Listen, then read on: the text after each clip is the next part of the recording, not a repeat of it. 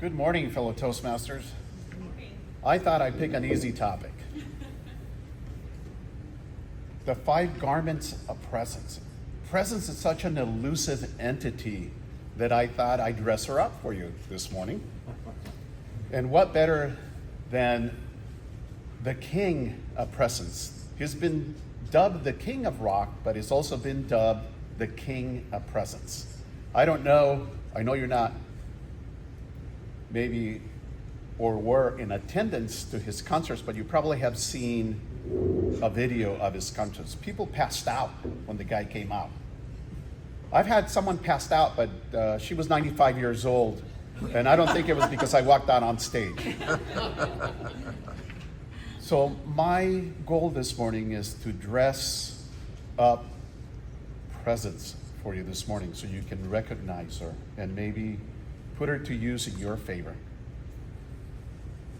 There are 5 garments that presence wears. The first one is here.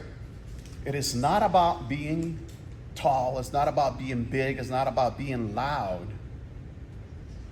but it is about packing the room, about filling the room. And what do I mean by that? Packing is an acronym, as you can see at the bottom of the slide. The first P is passion. You have to be passionate about your topic because that in itself reflects on you over your audience. The second P is pace.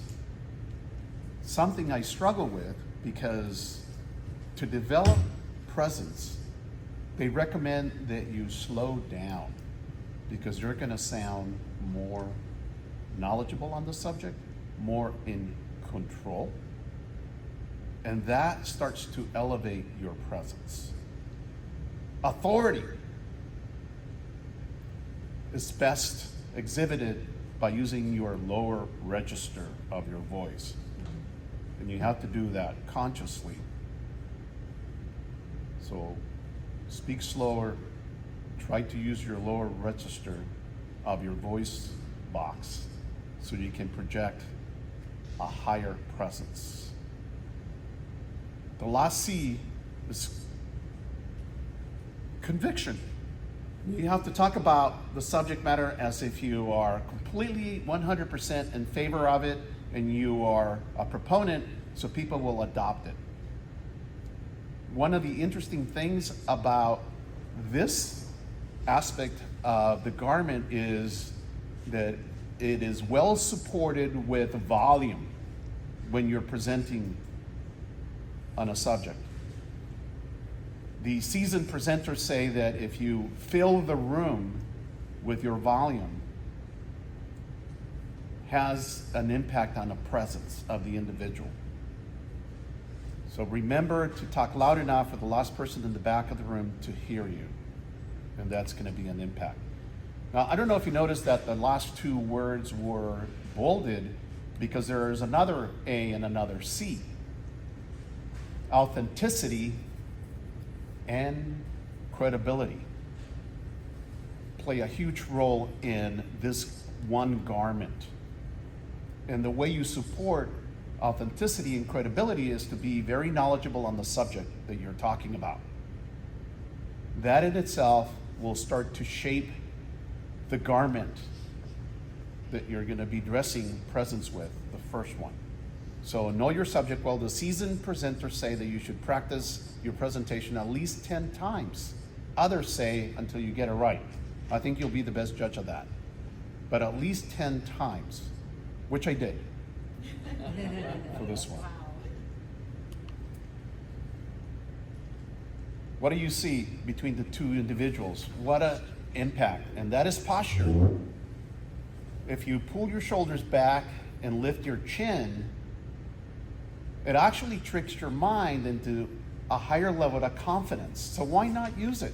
When you're slouching, you're giving yourself away. You're making yourself weak. So stand tall. The audience's impression will change. I don't know if you've ever been in the room and then someone walks in and they look like they own it as soon as they walk in. Pretty impressive when that happens. And it is in posture that carries a huge weight.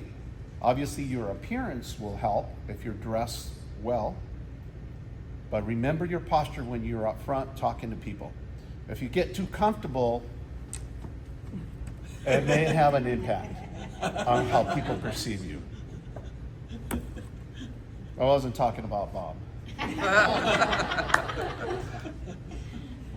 Eye contact is very important, and that is how you hook people in the audience. And the idea is to look left, look middle, and look right. Look back, look front. Don't do anything weird like pick somebody and stare at them throughout the whole presentation. And don't forget the camera, because the people in the virtual meeting are going to feel like they were skipped. It is an act that you have to intentionally remind yourself of so you can connect with the audience. But eye contact is extremely important, and we hear that as feedback from many of our evaluators.